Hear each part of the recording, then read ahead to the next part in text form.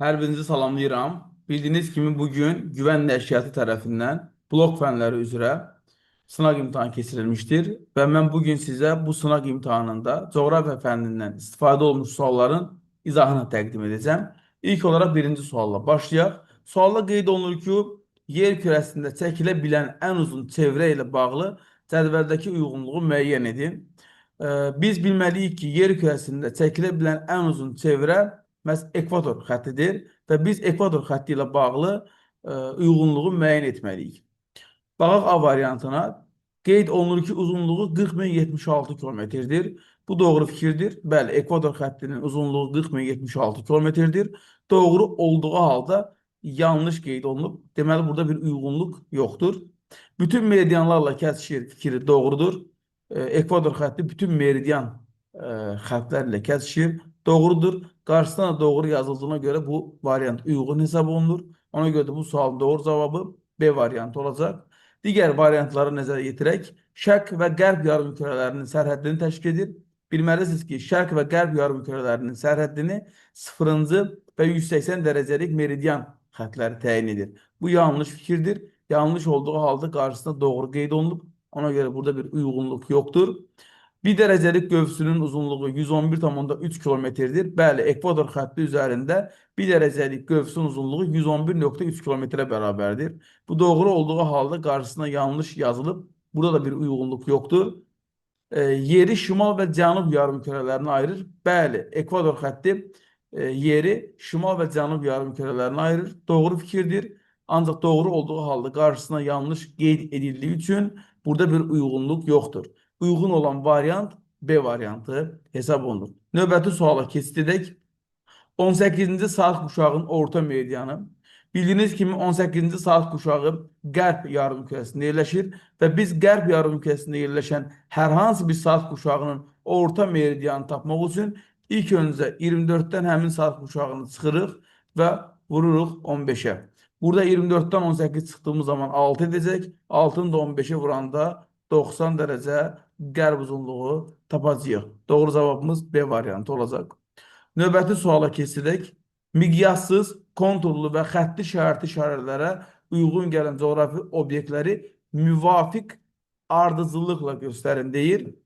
A variantına nəzər yetirək.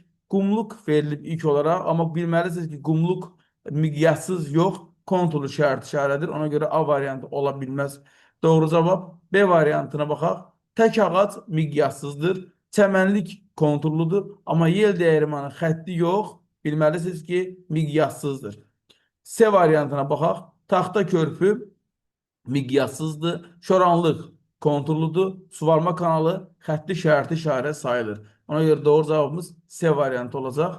D variantına baxaq. Su quyusu miqyassız olsa da, karxana xətti olsa da, burada avtomobil yolu yanlış verilib. Avtomobil yolu konturlu yox, üzr istəyirəm, daha doğrusu konturlu yox, xətti şərti işarə olmalıdır. Ona görə D variantı olmayacaq. Y variantında uçurum miqyassızdır. Yarğan konturlu değil. Bu da miqyassızdır. Qırılmış meşə konturludur, xətti değil. Ona görə doğru cavabımız C variantı olacaq. Növbəti sualda qeyd olunur ki, sxemə əsasən daxili və xarici horizontal arasında hündürlük fərqi 30 metrdir. A nöqtəsinin mütləq hündürlüyünü hesablayın. İlk öncə baxırıq ki, burada bir dağ relyef forması göstərilib. Çünki beşlik xətləri kənara doğru çəkilib. Daha sonra baxırıq ki, daxili horizontal və xarici horizontal arasında 30 metr hündürlük fərqi var. Və daxili və xarici horizontal arasında 3 boşluq görürük. Ona görə 30 metri bölürük 3'ə. Alırıq 10 metr cavabını. Aldığımız bu 10 metr kəsmi yüksəkliyi göstərir. Daxili və xarici horizontal arasında 30 metr olduğu zaten şərtdə qeyd edilmişdi. Sxemə baxdığımız zaman gördük ki, daxili və xarici horizontal arasında 3 boşluq var. Ona görə aradakı hündürlük fərqini aradakı boşluqların sayına bölüb kəsmi hündürlüyü təyin etdik ki, 10 metrə bərabərdir. O zaman burada A nöqtəsi hündürlüyünü təyin edə bilərik. Bura olacaq 410, A da bərabər olacaq 420 metr. Doğru cavabımız D variantı. Növbəti sualımız 40 dərəcə şimal enliyi hansı materiklərlə kəsişir? Əlbəttə ki, Şimal Amerika və Avrasiya. Doğru cavab D variantı. Növbəti sualda icmal xəritələri müəyyən edin deyir. İcmal xəritələr kiçik miqyaslı xəritələrə deyilir və miqyası 1/1 milyondan kiçik olan bütün xəritələr icmal, yəni kiçik miqyaslı xəritələr sayılır. O baxımdan burada doğru cavabımız 3, 5 və 6 olacaq. B variantı bu sualın doğru cavabıdır. Növbəti sual, doğru fikri müəyyən edin deyir. Alt mantiyada temperaturun yüksək olmasına baxmayaraq, maddələrin böyük təzyiq altında olması onları sıxılmış vəziyyətdə saxlayır. Bu doğru fikirdir. Ant dağları və Peru novu Sakit Okean və Nazca litosfer havalarının divergen sərhədində yaranmışdır ifadəsi doğru deyil. Çünki Ant dağları və Peru novu və Çili novu Nazca və Cənubi Amerika havalarının subduksiya, yəni konvergent sərhədində yaranmışdır. Bütün böyük litosfer havaları həm materik, həm də okean yerqabığına malikdir ifadəsi doğru deyil. Ona görə ki, 7 böyük litosfer havası var. Bunlardan Avrasya, Afrika, Cənubi Amerika, Şimali Amerika, Hind, Avustraliya və Antarktida litosfer havaları həm materik, həm də okean tipli yerqabığına malikdir. Amma Sakit Okean böyük litosfer havası sadəcə okean tipli yerqabığına malikdir. Ona görə C variantı doğru cavab deyil. Yer qabığı ilə üst mantiya arasındakı sərhəd Konrad sərhədi adlanmır. Yer qabığı ilə üst mantiya arasındakı sərhəd Moho sərhədidir. Konrad sərhədi isə qranit və bazalt süxurları arasındakı sərhəddə deyilir. Litosfer havalarının hərəkəti nəticəsində Sakit Okeanın sahəsi tədricən artır ifadəsi doğru deyil. Çünki sahəsi tədricən azalır. Həm Sakit Okeanın, həm də Şimal Buzlu Okeanın. Deməli, burada doğru variant A variantı olacaqdır. Növbəti sual. Eylerven diaqramını tamamlayan bəndi müəyyən edin. Obyektin sahəsini təyin etmək olur. Təbii ki, kontrol işarələrdə. Xəritənin tərtibində istifadə olunur hər ikisindən. Yalnız obyektlərin uzunluğunu təyin etmək mümkündür. Xətti işarəyə aiddir. Yalnız planın tərtibində istifadə olunur fikir heç birinə aid deyil. Çünki hər ikisindən həm planda, həm də xəritədə istifadə olunur. Bataqlıq və şoranlıqlar aiddir təbii ki, kontrollu işarələrə. Deməli, burada doğru variant B variantı olacaqdır. Növbəti sual. Səyyah 270 dərəcəlik azimutla 15 kilometr, sonra isə cənuba doğru daha 15 kilometr yol getdi. O başlanğıc məntəqəyə ən qısa yolla hansı azimut və istiqamətdə qayıtmalıdır?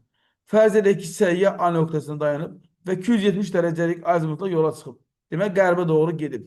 Nə qədər? 15 kilometr.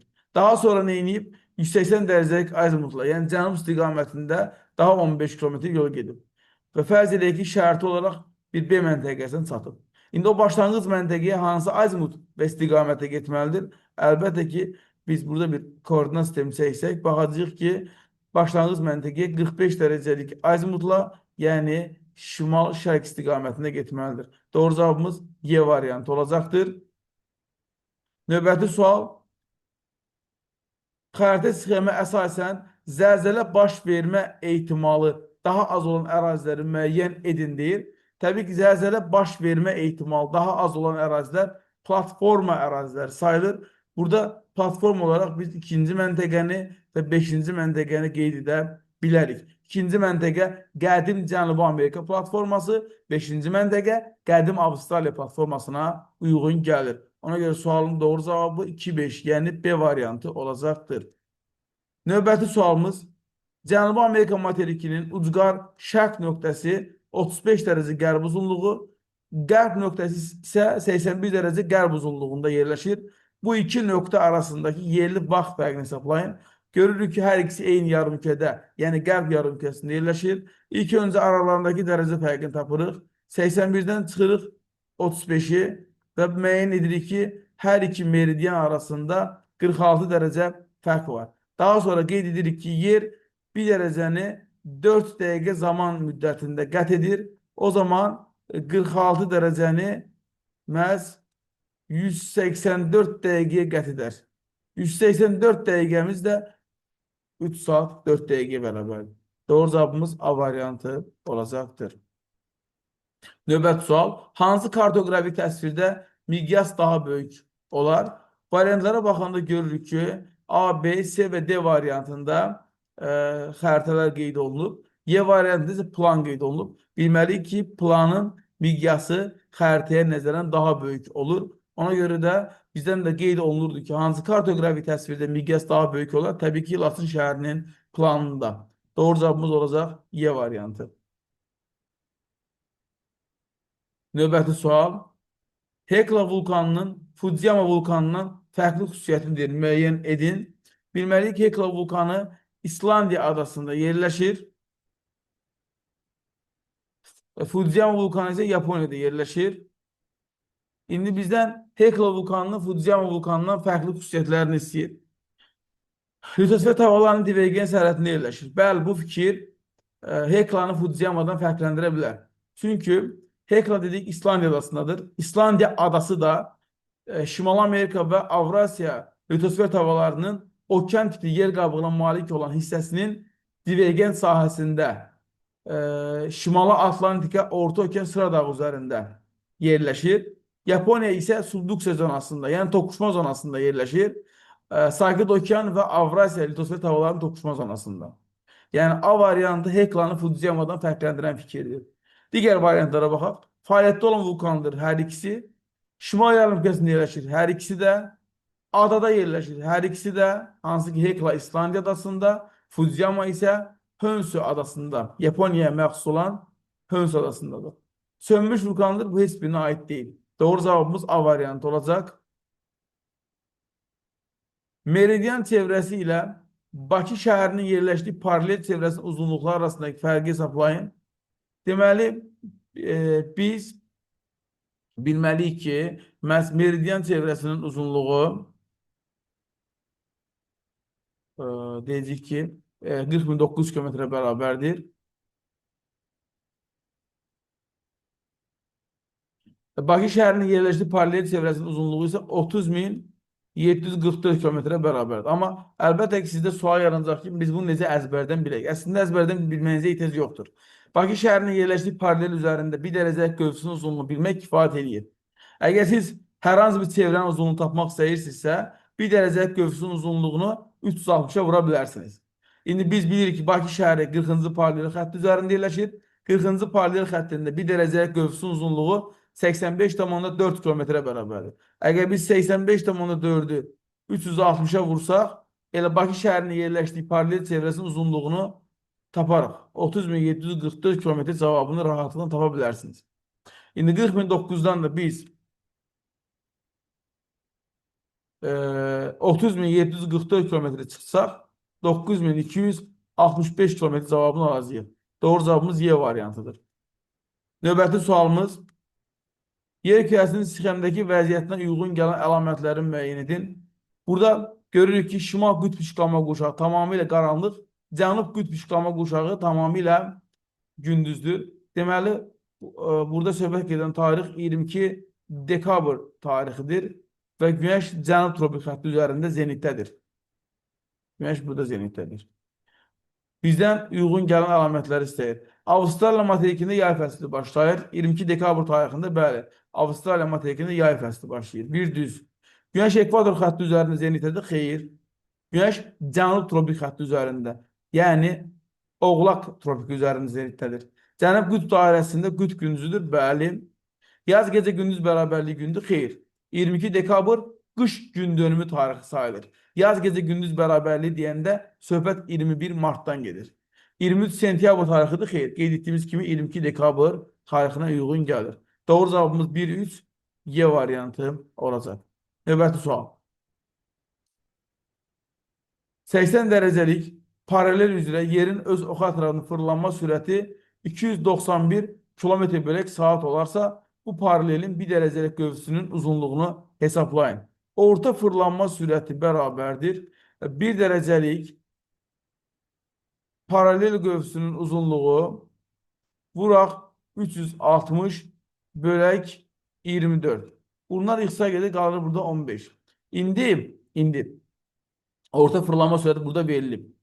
Bizdən bir dərəcəlik qövsünün uzunluğu istəyir. Onda x vuraq 15 bərabərdir 291 X de buradan beraberdir. 291'i bölsək 15'e alacağıq 19,4 kilometr. Deməli 80 dərəcəlik paralel xətti üzərində 1 dərəcəlik qövsün uzunluğu 19,4 kilometrə bərabərdir. Doğru cavabımız D variantı. Növbəti sual. Mezozoy və Kaynozoy eralarının oxşar əlaməti. Deməli, 4-cü dövr buzlaşması baş vermişdir. Təbii ki, Kaynozoyda. Pangea, Lavrasiya və Gondwana qurullarına parçalanmışdır. Bu heç birinə aid deyil, bu Paleozoya aiddir. 3 geoloji dövrə ayrılır. Bəli, bu hər ikisinə də aiddir. Hər ikisi üçün oxşardır. Çünki Mezozoy, Trias, Yura, Tabaşir dövrlərinə, Kaynozoy isə Paleogen, Neogen və Antropogen, yəni 4-cü dövrə bölünür. Kriptozoy eonuna aiddir. Xeyr, hər ikisi də Fanerozoy eonunun eralarıdır. Kriptozoy eonuna Arxey və Proterozoy aiddir. Kaledon qırışıqlığı baş verib. Xeyr, Kaledon qırışıqlığı və Hersin qırışıqlığı Paleozoy erasında olub. Mezozoyda Kimmeri, Kaynozoyda da Abdağ əməyə gəlməsi olub. Doğru cavabımız olacaq C variantı. Növbəti sual. Bakıdan cənub istiqamətdə hərəkətə başlayan səyyahın çatdığı A məntəqəsi ilə cənub tropik xətti arasında ən qısa məsafə 4828,5 kilometrdir. A məntəqəsinin coğrafi koordinatlarını müəyyən edin. Deməli, Bakıdan, yəni 40 dərəcəlik şimal enliyi və 50 dərəcəlik şərq uzunluğundan səyyah nə edib? Yola çıxıb. Və bu gəlib müəyyən bir X paralelə çatıb. Və müəyyən edib ki, cənub tropik xətti olan 23,5 dərəcə cənub enliyi ilə arasında 4828,5 km məsafə var. Gəl baxaq görək, 4828,5 kilometrimiz neçə dərəcəyə bərabərdir? Biz 4828,5'i bölsək 111'ə nə alacaq? 43,5. Deməli, Bakıdan yola çıxan səyyahın müəyyən etdik ki, cənub tropik xətti ilə arasında 4828,5 km məsafə qalıb. Yəni 43,5. Cənub tropik xətti də 23,5 dərəcə cənub enliyində olduğu üçün onda belə çıxır ki, bu səyyah gəlib 20 dərəcə şimal enliyinə çatıb və sonra baxıb ki, çatdığı paralel ilə cənub tropik xətti arasında 43,5 dərəcə, yəni 4828,5 kilometr məsafə var. Yəni biz müəyyənləşdirdik ki, səyyahın gəlib çatdığı nöqtə 20 şimal enliyi və 50 şərq uzunluğu olub. Doğru cavabımız D variantı olacaq. Mətndə bəhsi keçən işıqlanma qurşağı ilə bağlı cədvəldəki uyğunluğu müəyyən edin deyir. A işıqlanma qurşağı Afrika materikinin böyük hissəsini əhatə edir. Yalnız bir materikdə mövcud deyil. Burada gecə və gündüzün adi növbələşməsi pozulmur. Təbii ki, Afrika materikinin böyük hissəsini tropik işıqlanma qurşağı tutur və biz tropik işıqlanma qurşağı ilə bağlı doğru fikri seçməliyik. Deyir, günəş zenitdə olur. Bəli, tropik işıqlanma qurşağında günəş zenitdə ola bilir. Bu doğru olduğu halda qarşısında yanlış yazıldığı üçün seçməliyik. Azərbaycan bu işıqlanma qurşağında yerləşir ifadəsi doğru deyil. Azərbaycan sadəcə mülayim işıqlanma qurşağında yerləşir. Bu yanlış fikirdir. Yanlış olduğu halda qarşısında doğru yazılıb. Bunu seçməliyik. Şimal Amerika materikində mövcud deyil. Bu yanlışdır. Biz bilirik ki, Şimal Amerika materiki 3 işıqlanma qurşağında yerləşir. Qütb, mülayim və tropik. Yanlış olduğu halda qarşısında doğru yazıblar. Ona görə seçmirik. Şimal tropik xətti onun şimal sərhədini təşkil edir. Bəli, tropik işıqlanma qurşağının şimal sərhədini şimal tropik xətti, cənub sərhədini cənub tropik xətti əhatə edir. Təşkil edir. Doğru olduğu halda qarşısında yanlış yazılıb. Ona görə seçmirik. Ekvator xətti bu qurşağın tən ortasında yerləşir. Bəli, bu doğru fikirdir. Doğrudur, qarşısına doğru yazıldığı üçün bu variantı seçirik. Doğru cavab Y variantı oldu. Hansı miqyaslı xəritədə kartografik generalizasiya daha böyük olur? Bilirsiniz ki, miqyasla generalizasiya arasındakı əlaqə tərs mütənasibdir. Miqyas kiçildikcə generalizasiya artır. Verilənlər arasında ən kiçik miqyas C variantındadır. Ən kiçik miqyas bu olduğu üçün generalizasiyası ən çox olan da bu miqyasdır. Doğru cavab C variantı. 22 iyunda 22 dekabrdan fərqli olaraq nə baş verir? Şimal və cənub yarımkürələri bərabər işıqlanır? Xeyr. Şimal və cənub yarımkürələri bərabər işıqlanır 21 mart və 23 sentyabrda. Cənub yarımkəsində qış fəsli başlayır. Bəli, 22 iyunda cənub yarımkəsində qış fəsli başlayır və bu fikir 22 iyun tarixini 22 dekabrdan fərqləndirir. Çünki 22 dekabrda cənub yarımkəsində qış yox, yay fəslidir. Ona görə B variantı deməli 22 iyunu 22 dekabrdan fərqləndirir. Bakıda ən uzun gecə 22 iyunda yox, 22 dekabrda baş verir. Yəni bu fikir 22 iyunu 22 dekabrda yox, əksinə 22 dekabrı 22 iyundan fərqləndirir. Günəş tropik xətti üzərində zenitdə olur. Hər ikisində də 22 iyunda şimal tropik xətti üzərində, deməli 22 dekabrda da deməli cənub tropik xətti üzərində zenitdə olur. Yəni bu fikir hər ikisinə aiddir. Bakı şəhərində günəş şüaları günorta vaxtı 50 dərəcə uzaq altına düşür. 22 iyunda Bakıya günəşin düşməsi 73,5, 22 dekabrda 26,5'dir. Bakı 50 dərəcə uzaq altında günəş şüaları 21 mart və 23 sentyabrda düşür. Y variantı doğru cavab ola bilməz. Doğru cavabımız B variantı olacaq. Növbəti sual. Doğru olmayan fikri müəyyən edin. Bütün geolojik vaxt vahidləri baş verən geolojik proseslərə və canlı aləminin inkişafına görə bir-birinə fərqlənir. Aha, bu doğrudur. Bərabər aralıqlı proyeksiya, kartoqrafik proyeksiyalarda məsafə düzgün verilir. Digər təriflər isə saxlanılır. Aha, yer kürəsi yaranarkən ağır maddələr mərkəzə yığılmış və nüvəni əmələ gətirmişdir. Doğrudur. Azərbaycanın hər nöqtəsində qütb ulduzu 40 bucaq altında görünür ifadəsi doğru deyil. Biz Bakı şəhərində qütb ulduzunu 40 dərəcə uzaq altında görə bilərik. Ona görə ki, deməli biz bilməliyik ki, qütb ulduzu sadəcə şimal yarımkürəsində görünür və biz şimal yarımkürəsində hansı paralel xətti üzərində dayanmışıqsa, o paralel xəttinin dərəcəsinə uyğun buzaq altında qütb ulduzunu görürük. Bakı şəhərində biz qütb ulduzunu 40 dərəcə buzaq altında görə bilərik, amma Astarada təqribən 38 dərəcə buzaq altında görərik. Və yaxud Balakəndə 42 dərəcə buzaq altında görərik. Yəni, Azərbaycanın hər bir yerində qütb ulduzu 40 dərəcə buzaq altında görünmür. Bu doğru olmayan fikirdir. Gündüzün ilk və son saatlarında ən uzun, günorta vaxtı isə ən qısa kölgə olur. Bəli, biz bilməliyik ki, kölgə ilə ümumiyyətlə günəşin düşmə bucağı arasında bir tərs mütənasib əlaqə var. Düşmə bucağı artırsa kölgə qısalır. Səhər saatlarında və axşam saatlarında günəşin düşmə bucağı az olur. Ona görə kölgə uzunluğu daha çoxdur. Günorta saatlarında isə günəşin düşmə bucağı artdığı üçün təbii ki, kölgə də qısalır. Ona görə gündüzün ilk və son saatlarında, yəni səhər və axşam saatlarında kölgə daha uzundur, günorta vaxtı isə daha qısadır. Ona görə Y variantı doğrudur.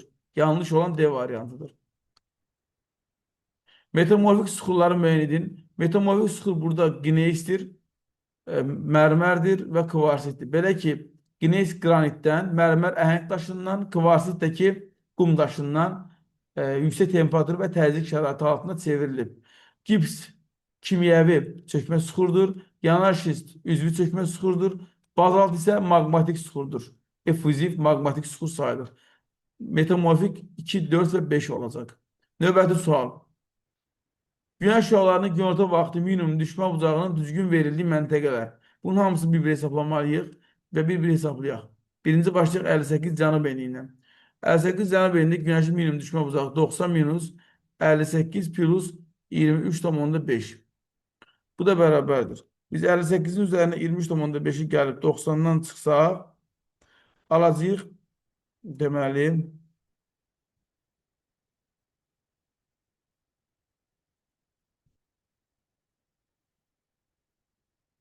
8,5.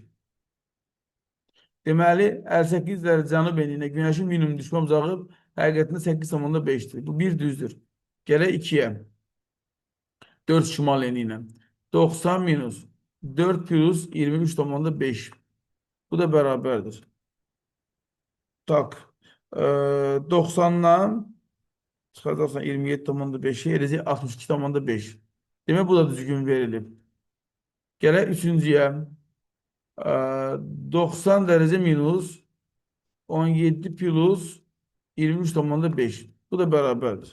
17 ilə 23,5 toplayacaqsan və çıxacaqsan 90-dan. Bu eləcə 49,5. Deməli, bu yanlış verilib. Gərək dördüncüyə. 90 minus 43 plus 23,5 bərabərdir.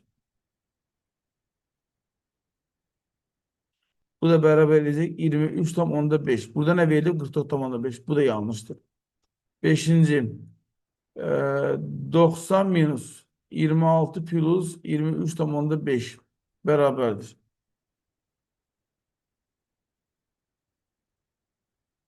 Eləcə 40,5. Bu da yanlış verilib. Gərək növbətiyə.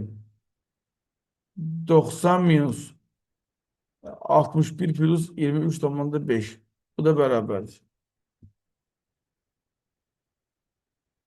Eləcə 5,5. Deməli, burada da minimum düşmə bucağı düzgün verilib. Deməli, minimum düşmə bucaqları düzgün verilənlər 1, 2 və 6 olacaqdır. Növbəti sual. Xəritə sxemə əsasən kəsmin yüksəkliyi hesablayın. Deməli, əziz yoldaşlar, burada nə görürük? 105. Burada nə görürük? 135. Aralarında nə qədər hündürlük fərqi var? 135-dən çıxırıq 105-i eləyir 30 metr. Aralarında bir boşluq, iki boşluq məsafə var. Onu da bölürük 2-yə. Deməli, bu eləcək 30 bölək 2, o da bərabərdir 15 metr. Deməli, bu sxemdə kəsmin yüksəkliyi bərabərdir 15 metrə. Doğru cavab 15 metr olacaqdır. Növbəti sual. Sxemə əsasən A və B məntəqələr arasındakı ən qısa məsafə miqyası 1 bölək 22 milyon olan xəritədə 4 santimetrdir. Xəritədən isə kilometri təhrif olduğunu hesablayın. Deməli, gəl baxaq görək. Bunlar arasında real məsafə nə qədərdir? 80 və 70 aralarında görürük ki, 10 dərəcə məsafə var və baxırıq ki, hansı paralel xəttin üzərində dayanıblar? 40-cı paralel. 40-cı paraleldə 1 dərəcəmiz bərabər 85,4-ə. Onu vuracaqsan 85,4-ə eləyəcək 854 kilometr. Düzdürmü? İndi gəl xəritəyə baxaq. 5-dən 0 siləcəksən buradan. Baxırıq ki, xəritədə burada 1 santimetrə 220 kilometrdir. 4 santimetrimiz olacaq. Təbii ki, 880 kilometr. Deməli, normalda 854 olmalıdır, amma xəritədə təhrif olduğu üçün 880 kilometrə yerləşdirilib. O zaman təhrifi tapmaq üçün 880 çıxaq 854, o da bərabər olacaq 26 kilometr. Deməli, 26 kilometrlik bir təhrif var. Burada eonlar verilib, kriptozoy və fanerozoy. Kimməli qırışıqlığı mezozoy arasında baş verib. Mezozoy da fanerozoyun erasıdır. A getdi fanerozoya. Arxa və proterozoy eralarını əhatə edir. Əlbəttə ki, kriptozoy. Gizli həyat adlanır. Əlbəttə ki, kriptozoy. Perm və Ordovik dövrləri fanerozoya aiddir. Çünki Perm və Ordovik paleozoy erasının dövrləridir. Paleozoy da fanerozoyun erasıdır. Lavrasiya və Gondwana parçalanaraq müasir materikləri əmələ gəlib mezozoyda. Mezozoyda təbii ki, fanerozoy eonunun erasıdır. Ona görə 1-ə BC, 2-yə AD və Y uyğun gələcəkdir. Növbəti sualımız. Burada situasiyanı görürük. Qeyd olunur ki, ovalıqda yerləşən K məntəqəsində günorta vaxtı günəş şüalarının düşmə bucağı 6,5 dərəcədir. Həmin gün 40 dərəcə şimal enliyində günorta vaxtı günəş şüalarının düşmə bucağı 26,5 dərəcə olur. K məntəqəsinin yerli vaxtı Bakı şəhərinin yerli vaxtından 100 dəqiqə irəlidir. Məntəqənin yerləşdiyi materikin sahillərinin 4 okean suları yuyulur. Ümumiyyətlə 4 okean sularla yuyulan yeganə materik bilirsiniz ki, Avrasiya materikidir. Yəni, burada söhbət Avrasiya materikindən gedir.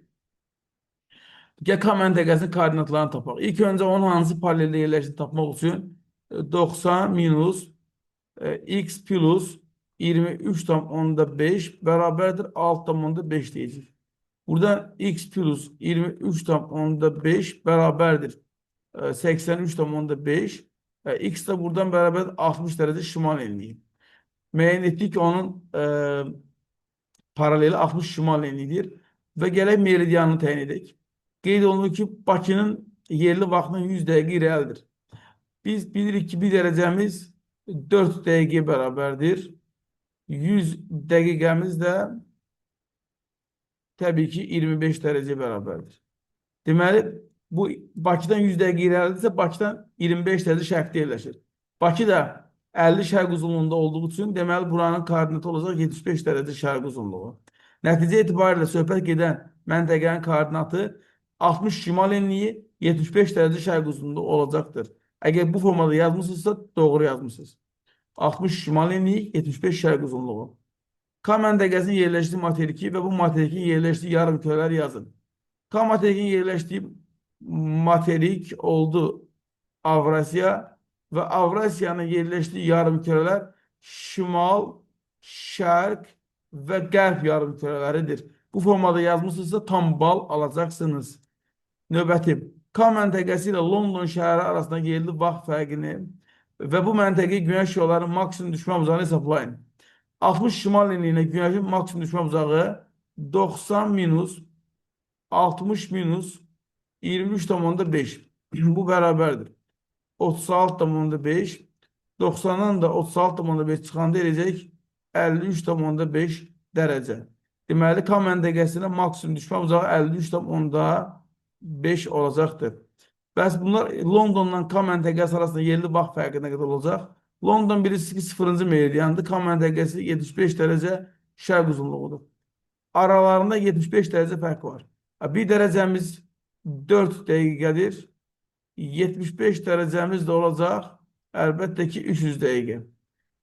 Deməli, 300 dəqiqəmiz də bərabərdir 5 saata. Doğru cavab 5 saat və yaxud 300 dəqiqə. Hansı yazmışsınızsa doğrudur. Deməli, əziz yoldaşlar, 11-ci siniflər üzrə sınaq imtahanında istifadə olmuş coğrafiya suallarının hamısını bir-bir izah etdim. Ümid edirəm ki, hər bir izah sizə aydın olmuşdur. Tövsiyə edirəm ki, yoxladıktan sonra bir daha bu video izahı baxasınız, qeydlərinizi götürəsiniz. Əminəm ki, faydası sizə çox dəyəcəkdir.